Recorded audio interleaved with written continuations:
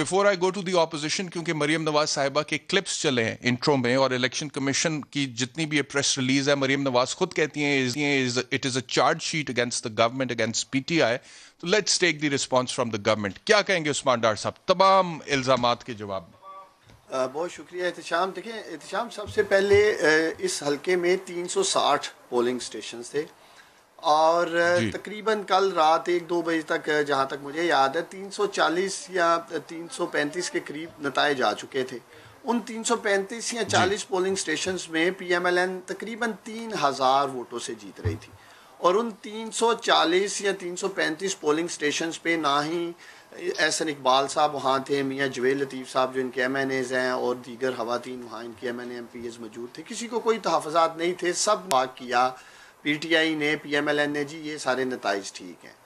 एक तो मैं ये कौम को बताना चाह रहा हूँ कि 340 पोलिंग स्टेशंस के नताइज जिसमें ये 3000 से आ गया, ये पहले ही मान चुके हैं। अब आ जाते हैं 20 पोलिंग स्टेशंस पे। देखिए वो सारे का सारा अमला इलेक्शन कमीशन ऑफ पाकिस्तान का था।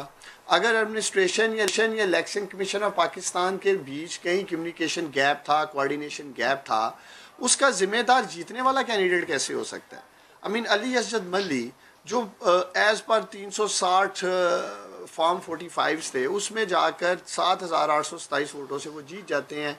उस पर डिबेट की जा सकती है, जिस तरह PMLN वाले कह रहे हैं जी यहाँ टर्नआउट ज़्यादा हो गया, ये लेट आए, ये कहाँ गए कहाँ नहीं गए।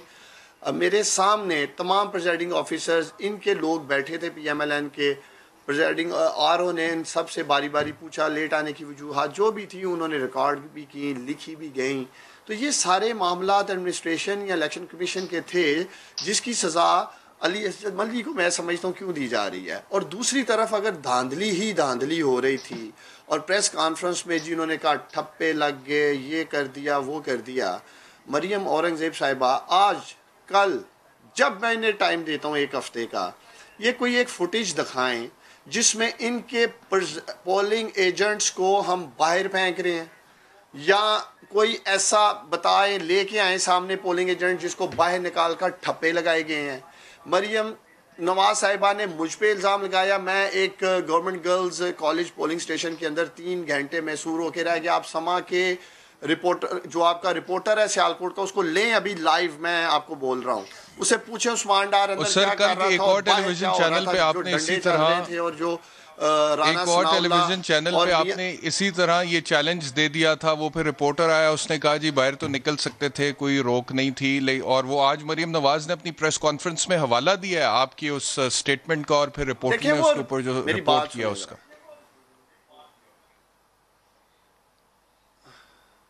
देखिए मेरी बात सुने एहतशाम, रिपोर्टर तो बाहर जा सकता है, रिपोर्टर तो किसी पार्टी का नहीं है। अगर 500 वर्कर PTI के खड़े हैं, 500 वर्कर PMLN के खड़े हैं, PMLN के वर्कर्स को राना सनाउल्ला या मियाँ जवेद लतीफ़, मैं आपको फुटेज भी भेज देता अगर मुझे पता होता कि आपने इस टॉपिक पे आना है, तो आप कौम को दिखाते। अब 1000 का जत्था ओवरऑल बाहर है।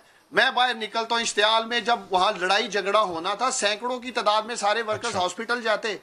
ये लोग वहां पूरा तैयारी करके आए थे लड़ाई करने के लिए, पॉलिटिकल गैदरिंग थी, बकायदा वर्कर्स बाहर थे। किसी रिपोर्टर को आने जाने में कोई इशू नहीं होगा, आप समा के रिपोर्टर से पूछ सकते हैं। दूसरा, सारा मीडिया अंदर था। अगर मैं अंदर इलेक्शन लूट रहा था, मैं ठप्पे लगा रहा था, कोई ऐसा चैनल नहीं पाकिस्तान का इलेक्ट्रॉनिक जिसका कैमरा और जिसका रिपोर्टर उस पोलिंग स्टेशन के अंदर नहीं था जहां मैं था, और मैं उनके साथ था रिपोर्टर्स के। मैं अंदर से बीपर दे रहा था मुख्तलिफ चैनल्स को, जो भी हो रहा था बाहर।